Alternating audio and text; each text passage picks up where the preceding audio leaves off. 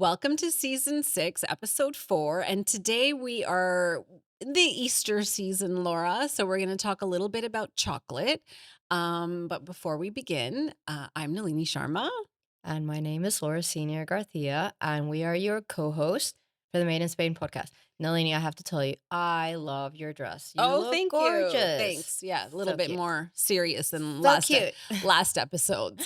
I feel Um, like we can't wear any bling for like the next year or I something. know. I'm like blinged out. How's that? After Carnival. Now, we thought this would be fitting because we have, it's the Easter season. You sort of associate, well, at least I do associate Easter with chocolate Chocolate because eggs, chocolate chocolate eggs, bunnies. chocolate bunnies, but it's a very different story here in Spain when it comes to Easter and Easter celebrations. We'll talk about that later. Today, we're going to focus on a very Spanish brand. We're getting back to, the roots of our podcast back home.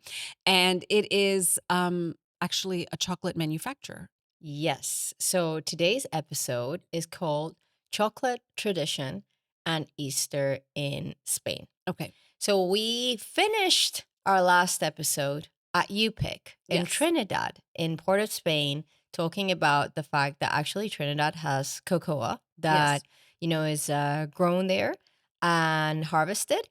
And now we're going to a chocolate producer here in Spain. And then we'll talk a little bit about Easter. But I have to say my fascination about Valor actually came in a very weird way. Okay. So I was working in Houston, Texas, and I went into an Epicurean supermarket where Okay. they have like super nice gourmet products and high end, this, that, and the other, which again, I had not been exposed to that kind of stuff here Right. before. That was not common Right. until like El Corte Inglés started bringing in Mhm. these gourmets, like supermarkets and whatever. That was not really a thing here. So in Houston, it was a thing before. So I walk into the supermarket and I'm walking down the aisle and all of a sudden I see Valor and I Oh. see the chocolate bars in Houston and I'm like, wait, that's like the factory in Villajoyosa next to where we live. Yeah. Before that, I had no idea that they were so big and that they market and they are in so many different places that I never thought about it. I just thought, okay, it's this like local chocolate factory. Right. There are more chocolate factories and chocolate brands in Villajoyosa. I think there's Tonda, etc. I want to make it very clear. We are not sponsored by Valor. No, we just happen to have it there. Yeah. Yeah, and to be honest, like I honestly think that they weren't even that nice to us when we went to the visit. But that doesn't take away the history and what the brand has achieved. And we wanted to talk about it because it was like, okay, this is a cool experience, cool thing that we can recommend for people to do because it's Absolutely. free. The tour is free. And we got to sort of get to the history of Yeah. the brand itself. So I can provide some history, please. and then Nalini can talk a little bit about as well what she and what we experienced in the tour and stuff. But let us give you the background on the brand itself, and then Nalini will give you some background on the experience Yes. of going to the Valor factory. So Valor was founded in 1881. I seem to recall that there are some chocolate bars that are either the current ones or the former ones that have that on the actual wrapping, like the 1881. Probably. think so. I think they do. And their founder was Valeriano López Lloret, and it was founded in Villajoyosa in Alicante.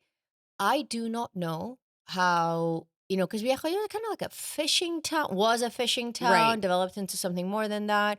If you look for Villajoyosa, and it's an interesting spelling because it's Villajoyosa, Right. you're going to see something pretty unique, which are these very colorful houses. Yeah, it's an interesting little town. Yeah, it's an interesting little town. It's got nice beaches, like Yes. really big beaches. But they've got this like strip of extremely colorful houses. So usually if you Google it, that's the first thing that's gonna Yeah. come up. So I'm not sure how a chocolate factory is founded there because we don't grow cocoa in Spain. No. So it is like, where does this, chocolate kind? But anyway, And it's from interesting. the 1800s. It is. So it was 144 years old in 2025, and this is the kicker, it exports to over 60 countries. Right. And the other thing as well, apart from the fact that it's absolutely huge, is still family owned. Right. So It the is family still still owns it. it's Like, still a family-run business, and I mhm. mean, I just think it's an amazing story how this one man started it and it passed down from, one generation to the other. And they really had a sort of slow, organic growth, but Yes. also sustainable because they are bigger than ever now. Yes, they are. So why don't you tell us a little bit about the sourcing side of it? Because I know we talked about. Okay, so we did a tour we Hmm. at the factory, which we'll touch on in a second. Hmm. But from what we understand, that some of their cocoa pods are sourced in parts of Central America, Yes. as well as parts of Africa. Yeah, so I think they specifically mentioned Ghana, Ivory Coast, Yes, and they do have a focus. Again, we have not investigated this. right. So I'm going on the fact that this is true, that they have a sustainable focus. Because I know one of the things, I didn't know much about the chocolate industry, know a little bit through the factory visit that we did, but I did listen to a podcast with Mr. Beast on Right. it because he started that, chocolate company. Yes. And it was very interesting. One of the reasons he started is because there are a lot of like not so nice things about the chocolate industry. Yeah, of And he was course. trying to break away from that, Right. like fair trade and like sustainability. So Valor says that they are definitely focused on that, but very much Spanish company, as you said, sourcing from different places, uh, and definitely it kind of seems like it begins a lot in West Africa, Yes. and the ritual kind of ends here in Spain. So a little bit about Spanish chocolate tradition here in Spain. So I do think I don't know if it's around the world. Maybe it's like, I don't know, Spanish people have a sweet tooth or something, but I think other countries do as well. People love chocolate here. Yeah. Like it is, and like if, I think of Valor is like the more, let's say, developed. And we'll talk about how they commercialize and so on later. But the kids and everything, there's like so many different chocolate brands, and people enjoy a little bit of chocolate or the turron Yeah. after a meal. So cocoa or cacao, I should say, arrived here in Spain in the 1500s via Seville, and it was originally consumed as a drink. And Okay. it wasn't really what we know today because it was thicker, much more bitter, Of course. and spiced. Yeah. I can So, see that. yeah, because I mean, now most of it has like milk in it and a bunch Right. of sugar. And the monasteries actually debated whether it broke fasting rules Oh, okay. because I guess it was quite rich. Quite rich. And also I think if you look at sort of food history, uh cocoa or cocoa powder, sort of the raw original form of it, I think it was used not as a sweet, it No. was used like in cooking and probably more savory things. Well, if I think about it, like even mole, Yeah, I right? was about to say that's like, and that's Spanish, Yeah. their origins from Spain for that. Yeah. And that's very cacao, and it's that bitter sort of Yes, mole. Because again, when I think cacao, now I think sweet, I think chocolate. right. I think of all the things that are more like your chocolate bars. Yeah, But but actually, the way that cacao was originally consumed here in Spain was in a drink. yes. And that's actually what we have on the table. And we're going to be doing in our slice of life today is we're going to be preparing a hot chocolate. And what's interesting is that this type of cocoa powder, I would not find that in a supermarket, let's say in North America How per come? se. This type, Because do you know this what I is mean? for hot chocolate. No, but we would have something Prepared. like prepared that has sugar Right. in it, like a Nesquik or a, Yeah, like a you know, colacao. Colacao yes. is what we call it Yeah, here. exactly. Yeah. That's more, I'm not saying I would not find that, but you wouldn't find it Maybe in you even that, find this like, one. Yeah. that type of preparation. It would be more for cooking or baking, for example, or maybe in a health food shop, that you would use it for different purposes. But if you were looking for hot chocolate, you would typically find the chocolate that's very sweet. It's quite funny because here on the actual packaging, it says, at your own kind of taste. If you want it thicker, you need to let it sit for longer. If you like it lighter and a little less kind of dense, you can kind of uh, how do you say it? Mix it down with milk or water. Okay. And this is the kicker at the end. If you like it much more consistent after pouring this in, you can actually pour a couple of the squares, that's what it says here, Really? ounces of the actual chocolate bar. I'm like, I don't know what Oh, kind of chocoholic you have to wow. be for that, Okay. but that is intense. So we'll try making this in our slice of life. Okay. So Nalini, why don't you talk to us a little bit about the whole kind of like Valor commercials? Because I think that's very unique. Okay, so we did we'll talk, let's just talk about the factory Yeah. tour. One of the nice things about, learning about Valor is that they have a factory, Hmm. the factory in Villajoyosa, and they do tours. You sign up online. The tours are free. You can do a tour in Spanish or in English. And I thought it was super funny, the tour that we went on, where I think I was the only English speaking person on the tour. And the tour guide, he doesn't really speak. He just kind of shuffles you from room to room, but the video and the presentations they have are completely in English. Because we went to that slot that was Right, the that was English the English slot. slot, but I don't know if the people who went on the tour realized it was an English. So 90% of the people who were on the I tour, thought it I was think it was pretty like funny. another two people other than us. Mm. Most of the people that were on the tour with us did not speak English. And what had happened is that was the last time available. And I could hear the one person going like, I don't understand what they're saying. Right. And then the guy's like, well, sorry, you signed up to an English slot. Again, they're not extremely service oriented, but I will say this. So it's clever because they make you put your credit card number in. If you don't show up, it's €5, Right. So which is very smart. no, it's good because they are opening their factory and there's a museum, there's a presentation room. It's an interesting tour. And trust me, it was fully booked because people are looking for something to do on Saturday, Sunday, Monday. Saturday, Yeah. and it's the weather's not the best right now, so they thought, "Oh, we're going to go to the factory tour, the chocolate." Yeah, I don't know that I would do that in the middle of the summer. Like, No, I it's think kind it's of yeah. more of like like you said, something that you can do like a Christmassy activity. And of course, at the end, you get to go to the chocolate shop. Yeah, there's a shop and it's Mhm. like fully serviced. But we ended up actually going to the location in the town, Mhm. which is a beautiful one of the things that's really nice is just the focus is chocolate, the Yes. Valor Cafe. I don't know what you Mm. want to call it's like They a are cafeteria. yeah, it's So a they've got cafe. one in Villajoyosa, there's one in Benidorm. Really nice. It's focused on chocolate, so you can have all the different types of chocolates, whether it's in chocolate form or in a drink form, or I don't know, all the different things they have. But yeah, it's actually really special. And I think maybe, people might take it for granted because there's not a lot of places I can think of that you can go that's so chocolate Oh, focused, 100%. you know? I So think the one thing from the visit, because in my head, again, a lot of us have watched that movie with like Charlie and the Chocolate Factory, yeah, and it's so whimsical and so on and so forth. And I think there is like a opportunity that they could make it so much more kid friendly, yeah, it is. like fun and happy.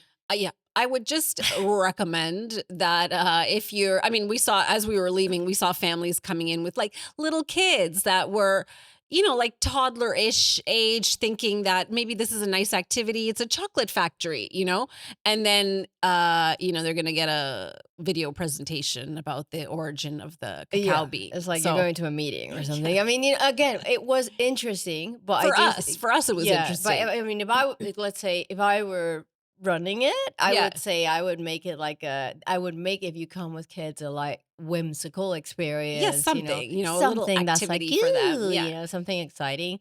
But I do think it would, and they have obviously the museum part as well. Yes. So they have all this really old school stuff that they use to make the chocolate. But it's also still quite traditional in terms of Yes. the manufacturing process. Yeah, we went on a Saturday and the factory was not, or actually it was a Saturday, I Or a think. Sunday, I don't I don't know, know, what's but that? it was sort of like a holiday time that we had gone. So the factory was not open, but if it were open, I mean, that would have been a really interesting, just to see how they package it. Now you're talking about the commercials. I Yes. had, okay. I was not exposed to these Mhm. commercials, obviously, because I did not grow up here. But at the time, I guess Valor really made a name for itself by taking this idea of, a certain line of their chocolate is for adult pleasure. So, Like bas that's really how they marketed it. placer Yeah. adulto, adult pleasure, Yeah. which, by the way, I don't know why, but it translates a little bit kind of weird. Like, I know in Spanish it's placer adulto, but Yeah. in English it sounds like a little worse. I don't Yeah. know why. It's the same words, but it sounds a little worse. I think the I have this distinct memory of the one of the commercials from growing up where it's a girl and she's like a young teenager and she's sitting on the couch and all of a sudden she's like, doing something that, oh, like kind of like when, you're meeting with your boyfriend and he's not supposed to be in your house and, Yeah. like all of a sudden your parents catch Walk you in. Yeah. red-handed or something. That's the concept of the commercial. And she is like secretly biting into this like dark chocolate from Right. Valor. Yeah. And it's like, and the parents are like, like Yeah. walk in and they're like, "Oh my god, how could you?" And it's like, so it's really some of these commercials like really stick in your mind. It was very clever that it was like they marketed it as something where usually chocolate is marketed to kids and Right. this was like marketed towards like, hey, we understand that this may not be the sweetest tasting chocolate, but it's for adults. Like if Right. And you're an it's adult, more sophisticated. it is. Yeah, that I think that was really interesting that that particular line of chocolate that they were marketing. And I would say too, quite groundbreaking, Yeah, and you know? especially it wasn't now, it was a few years ago that they Yeah. were doing that. I have to say because I only watch TV when I watch, like, streaming services. I Right. don't watch commercials Yeah. anymore, so I don't actually know, what commercials they're playing, but I think that was very much, their focus in the past Right. of how they were marketing it, Yeah. and it worked. Like, I still remember the ad, and No, and they show the ad during their tour. So when you do go to the other side and they kind of do like a video, history, that's the ad is part of it. And that was because of their marketing. And, you have to think, well, it's pretty groundbreaking for this very particular Spanish company in Villajoyosa of all I would places. love to know Who who ca- they had hired like to it's come up with a marketing campaign because it's yeah. very smart. It's very smart and also sets their brand apart. So you have this Spanish company, it been around since the late 1800s, a family-run business. They've kept true to their roots and they have some very interesting lines of chocolate. Yeah. So do they not have a vegan? I don't know if they have a I vegan, don't but know if it's they vegan also do or like the bonbons that you yes. can buy Oh, fresh at the store. they do a sugar-free line. Yeah. Yeah, their sugar-free lines are That's what actually I'm quite thinking of. popular. Yeah. My favorite is the one with hazelnuts. Oh, okay. I love that because it Yeah. kind of in my head it's like Nutella, like Yeah, when you yeah, eat yeah. it together, it's like. But they have the really good one with almonds. Yes. Again, almonds from this region, and then the bonbons. They have one that has sea salt and olive oil that is so good. Yeah, and I think it's really smart because I can't think of other than let's say, okay, Godiva chocolate, for Mhm. example. They have Godiva stores. But what's really sets, I think, Valor apart is that they have their cafes. Yeah, which is like you said, funny and weird at the same time that you can go in and have a piece of toast and a coffee. Like you may not have chocolate. No, but it is like there's a heavy chocolate focus to it in Yes, that it they smells like it smells delicious and they have all the different types of hot chocolate that you can have that you probably would not make for yourself at home, but just very rich, a little indulgent. But I think it's a brilliant, marketing extension for them that they offer it in their own cafes. yes. And they're just in normal little places and just in the town, So it's they have your the local little chocolate place. with the churros. Yeah. Because that's the other thing is chocolate con churros is such a typical thing here. Yes. And it has so many connotations Yeah. from a social ritual standpoint.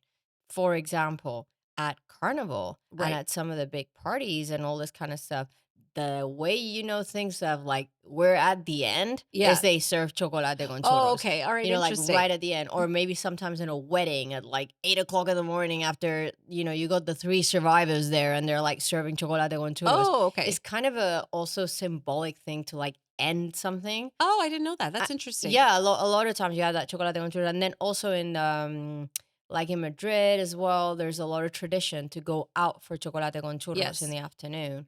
And actually in Benidorm as well, there's a massive Valor that is in a corner, and they do the churros as well. Oh, okay. Yeah. We had a nice, after we did the tour, we didn't stay for we didn't do our shopping there. We actually went to the town and had a nice breakfast. I just keep thinking about our guide and how not guide typical he was. Because usually, guides are like really friendly and like, Yeah. it's like, here's the museum. Yeah. Here's this. It's like, press actually play. It's like, it was very okay. funny, the tour itself. I mean, it was interesting for us, but it was also, it was a funny tour because of just the language barrier. And I thought, for once, I'm the one who's understanding everything. Yeah. I'm not left out. Yeah, it was really, really funny. Okay, so slice of life. Hey. Slice of life. Okay, so we're Slightly actually different slice of life today. Slightly different. We're in the kitchen and we've been talking about Valor. So we're actually going to make some hot chocolate. Yay. Right. So I'm going to measure this here. It says, I think, 250 ml. Yes. And I mean, you can measure it or you can, well, let me just do two of these, average it. So this is going to be hot chocolate. Perfect. Right. So we've now put that to heat, and we need to wait for it to heat a bit before we put the chocolate in. Okay. So, and actually we need to make sure that this is, now it's taking it. I love these induction things, but I also hate them.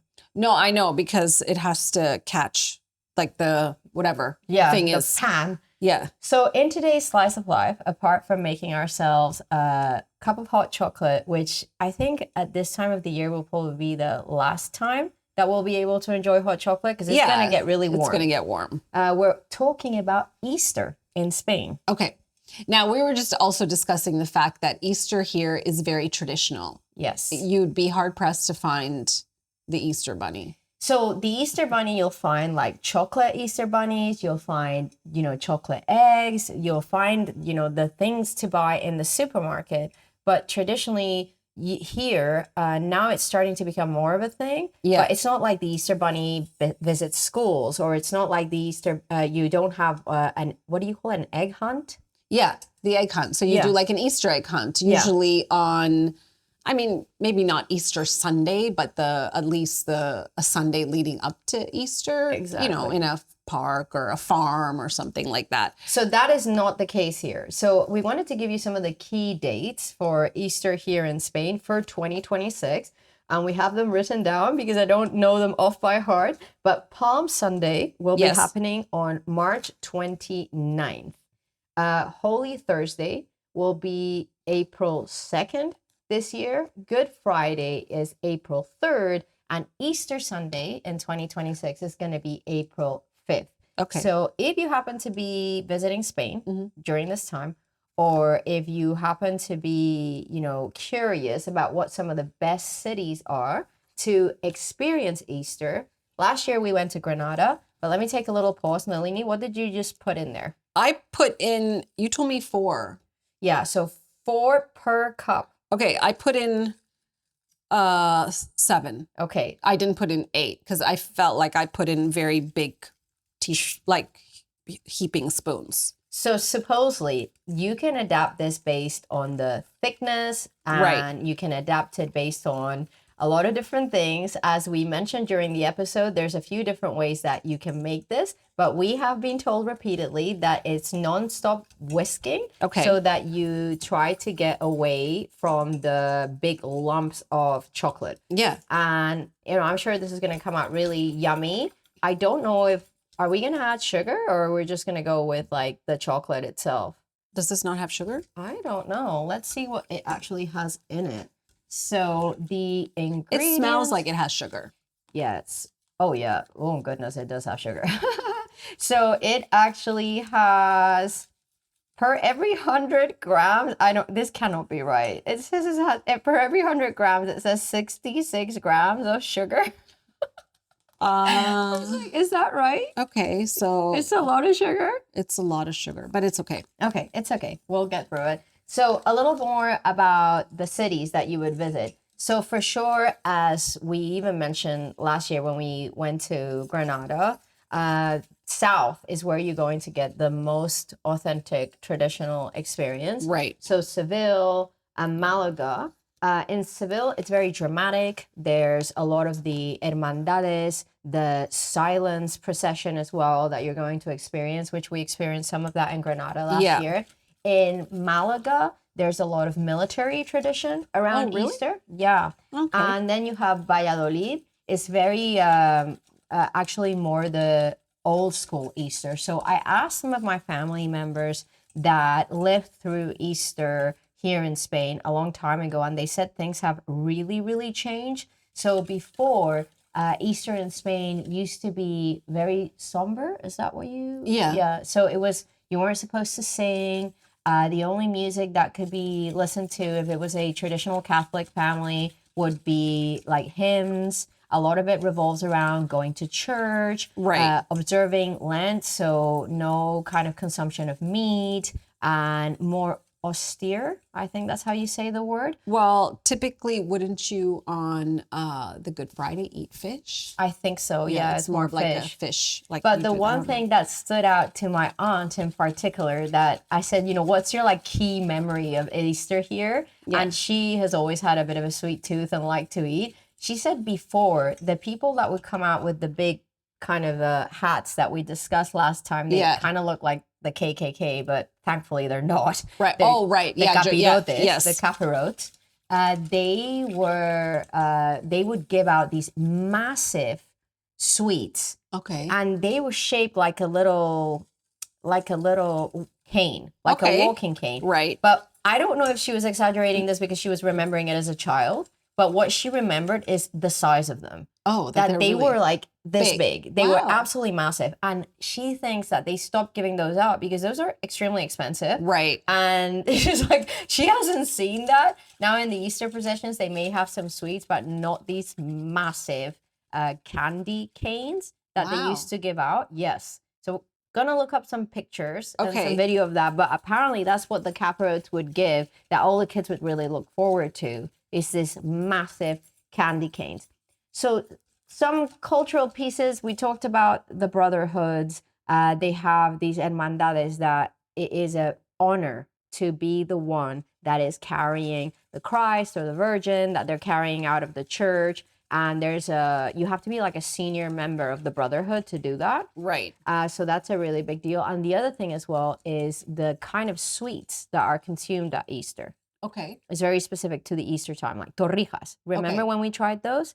Which was the bread sliced with the milk. Yes. Yeah. Yeah. So very the nice. Very, That's very actually cool. really nice. And then the other one is the Mona de Pascua. Okay. That I don't know if that's all over Spain or just in the Valencian community. Right. But the Mona de Pascua is more the one that has like almost like a bread feel to it, and it's braided, and then in the middle it has an egg. Yes. Before, that egg used to be just a hard-boiled egg. Right. And more recently, it's transitioned. Let me get you a serving cup. So if we like this chocolate to be very, very thick, Right. we would actually let it sit for a while, Okay. and then it would become much thicker. Okay. And if not, which I believe is what we're going to do now, is you can do Yes. it straight up, which looks a lot more milky, where Yeah. a lot of people like their chocolate here really thick. So when you dip the churro in, It's thicker. it's kind of coming But out like,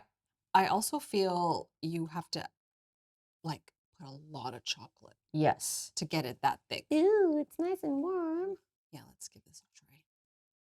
And then the other thing as well that I think is worth mentioning about the Easter traditions is the smell on the street, the incense, the wax, Yes. as well as the palm braiding, from the palm trees. Yes. So they do the dry palms. Okay, excellent. So we're going to try our little hot chocolate here. Cheers. For our slice of life. Mm. That is sweet. Definitely do not add sugar, okay? No, but this tastes really nice. It is really nice. Yeah, very nice. Very yummy. This actually came out really nice. It did. I actually wouldn't like it thicker than this. No, me neither. I It's think if it really was nice. thicker, it would almost be No, hard to drink. you'd have to have something to dip it in. Yeah. And okay, this is not here, but I know like in the US and stuff, they put like marshmallows in it and Oh stuff, yeah, right? no. Yeah, I actually don't like definitely marshmallows. no, but they would normally there, they don't they do like hot cocoa with Yeah, but also the chocolate does not taste this nice. I think this is very I mean, obviously it's very sweet. It does have a lot of sugar in it, but it is I feel like this would give us quite a bit of energy. No, it's not that fake, No, like it's like really tasty. fake kind of hot chocolate taste. No, no, It it just tastes tastes like like a actual really chocolate.